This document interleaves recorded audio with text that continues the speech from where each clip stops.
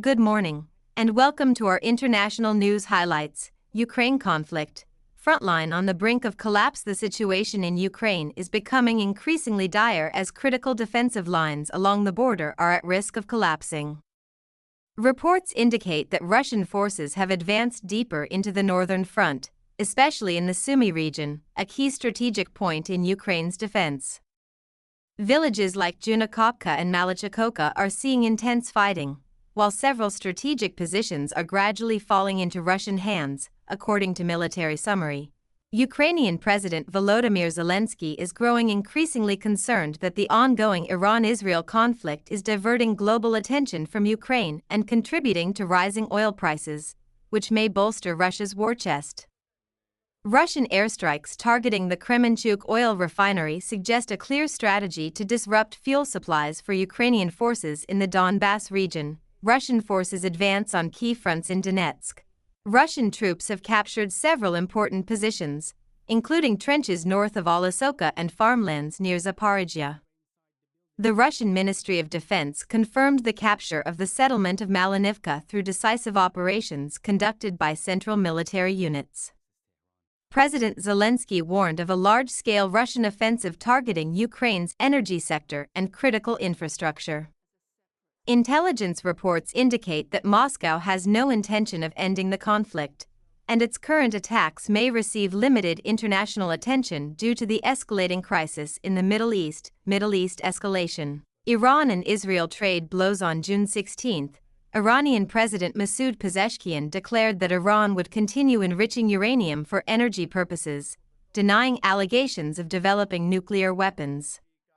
He stressed that Iran has the right to benefit from nuclear energy and insisted that enrichment is strictly for civilian needs. Nevertheless, Iran launched missile attacks on targets in Tel Aviv and Haifa, marking the fourth consecutive day of hostilities with Israel. The U.S. Embassy in Tel Aviv was affected by the blasts, though no American personnel were injured previously. On June 13, an Israeli airstrike killed several high-ranking Iranian military commanders, including Chief of Staff Mohammad Bagheri, the second most powerful military figure in Iran after Supreme Leader Ali Khamenei. Other key IRGC commanders, including Aerospace Force Head Major General Ali Akbar Hajizadeh, also perished in the attack. In response, Iran swiftly appointed new military leaders with strong rhetoric, vowing decisive retaliation. General Abdolrahim Musavi was named the new Chief of Staff, while Mohammad Bagheri, a different individual, was appointed as IRGC commander. The leadership changes signal a hardened stance toward Israel. Global response.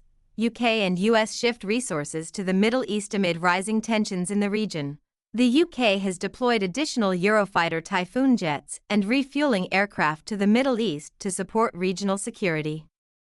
Prime Minister Keir Starmer stated that while the UK is not directly involved in the fighting, it may provide military assistance to Israel if necessary. Meanwhile, the United States has begun relocating some air defense and anti-drone systems from Ukraine to the Middle East, anticipating further escalation from Iran. Domestic developments in the U.S.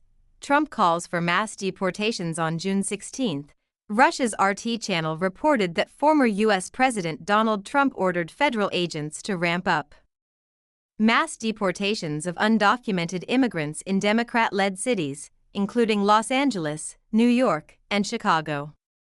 He described it as the largest deportation operation in U.S. history. Trump accused the Democratic Party of using illegal immigration to manipulate voter bases, inflate social welfare systems, and take away jobs and benefits from American citizens. Local leaders, including California Governor Gavin Newsom and Los Angeles Mayor Karen Bass, strongly opposed Trump's move to deploy the National Guard and active-duty Marines to contain recent unrest sparked by ICE raids. Korean Peninsula. South Korea turns toward reconciliation in East Asia. South Korean President Lee Jae-myung is pursuing a policy of dialogue and reconciliation with North Korea, marking a significant shift from the hardline stance of the previous administration. Just after taking office on June 4, he ordered a halt to anti-Pyongyang propaganda leafleting and called for the restoration of inter-Korean communication. commemorating the 25th anniversary of the June 15 Joint Declaration. President Lee pledged to end hostile actions, resume dialogue, and rebuild crisis management channels to ease military tensions. North Korea responded positively by stopping its own loudspeaker broadcasts, just a day after South Korea's move, a rare sign of thawing relations. This new policy represents an effort to reboot peace efforts after years of confrontation. And while the outcome remains uncertain, the signals from both sides offer cautious hope for de-escalation.